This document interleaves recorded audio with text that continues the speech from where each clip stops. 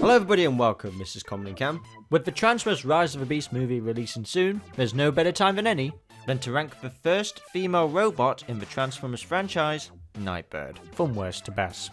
Now the winner of the Nitro Concepts Transformers chair is Chris Mannell. I'll reply to your comments so you can contact me through my business email so I can send the chair to you. I want to thank every single one of you for participating. This was such a fun engagement. I never expected so much engagement, and considering it was the first time I did something like this, it definitely gives me ideas going forward in the future. So congratulations to Chris and everyone else who participated. Now without further ado, let's dive straight into the tier names. First up we've got Terrific! Yes, you're definitely on my replacement list, Starscream. She's everything I've always wanted. Replace me? Never! And now for the second highest tier. She looks like some earthling play puppet. Yes, but this puppet has a punch. Now for the neutral tier. I wonder if batteries are included. When they turn it on, it'll probably blow the lights. Let's change it up from the G1 quotes. We have the second lowest tier. Drive straight, you half-brain! You drive straight! Watch where you're going, double-crosser, or I'll cut you in two. It wasn't me, it was him! No, it wasn't! And now finally, the lowest tier has gotta be... If she returns, you mean? She's not so hot. She's hot enough to replace you whenever I choose. And of course we have the original Generation 1 NIGHTBIRD. Now this was a man-made robot designed by Dr. Fujiyama. And trust me, he's very famous. Optimus Prime, come quickly, it's Dr. Fujiyama, the famous scientist! Not designed for assassinations or combat, NIGHTBIRD sure is intimidating. With the height of the 1980s ninja mania, it was inevitable that the Transformers would get their own version of a ninja robot, and while this is the first female robot in the Transformers franchise, and she looks absolutely badass. I loved this episode from Generation 1, the way how Megatron had such a fascination about her and wanted to replace Starscream. I mean, who doesn't love that? It's just so memorable, and she looks so cool as well. Like, I'm so happy that she's going to be in the Transformers Rise of the Beast movie, that design, after 40 years, has carried over into the movies, and she's finally getting more of a spotlight. And the fact that she wasn't even a Cybertronian and she was still able to defeat the Autobots, I mean, how could she not with a design like this? It's just so iconic. She's literally everything I've always wanted. I'm sure Megatron's going to be happy about that. And while we're at it, we'll throw in the Legends and Masterpiece toys of NIGHTBIRD. Now while these toys aren't perfect and it is just a redeco of Masterpiece RC, I've heard that these redecos are actually really good. Now I would have been personally okay if this design didn't transform at all and it was just straight up from a cartoon. I'll only knock it from the highest just because it's a redeco, but they're still very impressive redecos. Now let's talk about Earth Wars NIGHTBIRD. Now this is just a remodel of RC, which is something you're going to be seeing a lot in this tier list. Unfortunately, NIGHTBIRD just gets repurposed as another fembot. But I do like how she looks in the Earth Wars game. She looks really badass and I really like the colours on this. Of course the backpack is a little bit too much for me, just because, well, it's obviously RC's backpack from the Earth Wars game as well. I wish they could have removed that. Like, I would have been happy if they didn't have her transform in the game, but of course they're going to because, well, it's Transformers and they want to use that as a mechanic. Seeing the gameplay of NIGHTBIRD, she definitely has a punch, so I'll put that there. Now let's talk about Shattered Glass NIGHTBIRD. Now this was just merely a cameo appearance in the comics, and those colours, yeah, they don't look good. I don't like those colours on that design. It just doesn't suit well with me. Yeah, I'll cut her in two.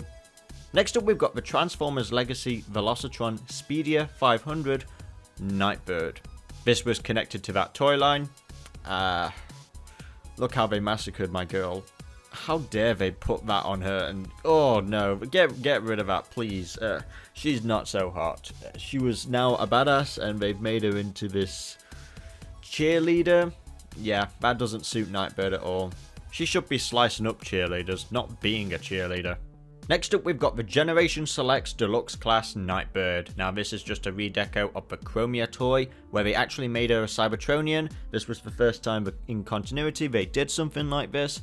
And, yeah, I don't know if it really suits. I like the vehicle mode for her, but the robot mode, it just looks really proportioned. That backpack as well, it's just too big on her. I don't think Nightbird really scores well with a backpack like that. I do like her gun, but I felt like this was not really necessary. I don't know. I wonder if batteries are included. Remember the time that Nightbird was a ship? Yep, this is her as an Autobot cargo vessel in the 2005 IDW continuity. Yep. She's not a female, she's not a ninja, nor is she a robot. She's a ship. Of course, this is just paying homage, but I just thought, screw it, I'll include it. I gotta admit, this ain't so hot. It appears that Nightbird had a child. This is her little Creo version. Bless, this is adorable. I like that they actually included this. This was actually a BotCon exclusive as well. I love how they gather all of her accessories. And it's really well painted, but yeah, I'm just kind of neutral about all these Creos really. I'll put it in the middle. Alright, now let's talk about Nightbird from Transformers Cyberverse. This was in the Season 4 special The Immobilizers. And this was actually the episode where my name made a little cameo, along with my fellow YouTubers who were also reviewing this show at the time. Ah, good memories. And she's just an RC remodel, once again. This just looks like RC's goth phase. But I gotta admit, her presence in the show was really cool. I wish they just tweaked her design just a little bit more. Like, they could have gotten rid of that backpack. Like, did they really need to have her transform? Regardless, she was pretty cool in the show, and she actually had some dialogue, which was strange because we're not used to Nightbird speaking at all. I would have preferred if she didn't speak all the time in the show, but when she did, it was pretty cool. It was alright. And I actually like the purple on that. The design of this looks really cool. Considering she had quite the punch in the show, I'll put her there. Okay, it's been a while, but we have Angry Bird's Nightbird. Yep, not even Nightbird could escape the Angry Bird. And it's actually kind of appropriate. You know, the one time I actually kind of like and sort of agree with an Angry Bird's design with Nightbird. I gotta admit, I actually really like the design of this. The bird face obviously could have been destroyed. Is this going to be the highest an Angry Bird has ever gotten on a tier ranking? Nah, you know what? I changed my mind. Yeah, she's not so hot. I'm sorry, guys. I can't do it. I can't bring myself to it. It's just that face. It's not so hot. Now let's talk about Rise of the Beast Nightbird. We've got 3 designs here. Let's talk about her design in the film. So badass looking. This is one hell of an upgrade from her original Generation 1 cartoon. But this Nightbird transforms and she's got a badass vehicle mode here. It looks really cool. I can't wait to see this in action in the film. It suits Nightbird really well. It makes you wonder where all that meat's kind of gone on the parts though, because the car mode's really thick and then she's really slim. Regardless though, I'm sure when you watch the transformation, like we can see a little bit of it in the Rise of the Beast trailer, it works. It looks really badass and cool, and I love her. Honestly, she's so cool. That face, oh, I hope she doesn't kind of talk in the film. I actually hope she's like this silent warrior, just like Generation 1. Regardless, she's definitely gonna have my attention throughout the film. Everything she does, I'll be watching her because I can't believe it, guys. It's 2023 and we have Nightbird in a Transformers movie. Something I've been wanting for a very long time. And she's got her swords as well. Hell yeah. Not so hell yeah, however, is the deluxe class Nightbird. Okay, the colours are so different compared to the film, which makes me wonder were these the intentional colours and the film just changed them up. I mean, it's not that they're bad, it's just the chunkiness of this toy. I mean, this is a deluxe class, so maybe when we get a studio series, it might look a little bit different and personally better. I'm just not feeling it. When I first saw it, I was kind of disappointed. I mean, it's just the main line, so the studio series has a lot to improve upon. But yeah, I mean, don't get me wrong, the vehicle mode definitely has a lot of colour in it. Like, I like the vehicle mode with the orange, but with the robot mode in the orange, not so much. I think it's a big miss for me.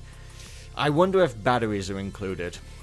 Surprisingly enough, the roller changer / flex changer Nightbird looks 10 times better than the actual mainline because her colours are for one accurate to the film, but her robot mode just looks like her render. Like, I'm really impressed by this. That head sculpt is really cool. I like the purple on this. Like, yeah, I'm all for this actually. I hope the Studio Series is very similar to this because we need that upgrade. We need that better version of Nightbird in Transformers Rise of the Beast. Now let's talk about some fan arts because I just want to pay tribute to all the great fan art out there, and we've got some really good ones of Nightbird. Starting off with one of my favourite artists, Mesopius. They did a really beefy design of Nightbird here, looking absolutely a menace. I love this design. There's so much chunk to her, and I love the proportions. They're so well done. That head sculpt is amazing. As always, I'm a big fan of this artist's interpretation on giving these characters a bit more of a buff edge. Like, if you saw this robot, you would be scared.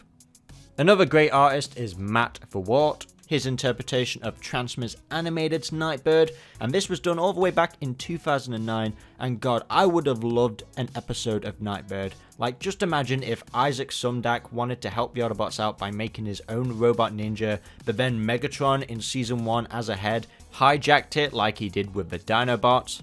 It would have been just a great homage to G1. I can't believe the writers didn't think of something like that, or at least I hope that they would have, and that would have been just a great episode for TFA. I've thought about that episode idea for years by looking at this design. It's just so unique looking, so different. It's not an RC knockoff or anything like that. She's her own character, and yeah, wow. I love this art so much. Now we have another favourite artist of mine, Sean 4RT. I like this design because it's very different from most of them on this ranking video, because, well, as you look at the design, it's very similar to sort of Transformers Prime Soundwave, but the robot mode, like, I love that cape, I love that hood. It's very reminiscent of G1, of course, but there's something about it that feels way more gritty. Like, this was actually a Sector 7 man-made, robot, so that sounds like an interesting concept idea as well. Some really terrific art, Sean. Keep up the good work.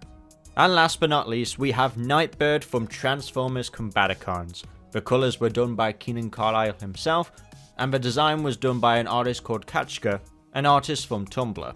I feel like Keenan did us dirty by only giving us a tease of her at the end of the first Combaticons episode. Hopefully there are more. It really gives me good Transformers Animated vibes, and she actually has a jet mode as well, which actually looks pretty cool. This looks like a bird. This is why I think this design is so unique by doing something like that. I kinda wish that Transformers Rise of the Beast did something like that. I would love a follow-up episode exploring the Transformers Combaticons Nightbird, and we might very well see that. If you want to support Transformers Combaticons, Keaton has set up an Indiegogo, where this will be a fan-funded project.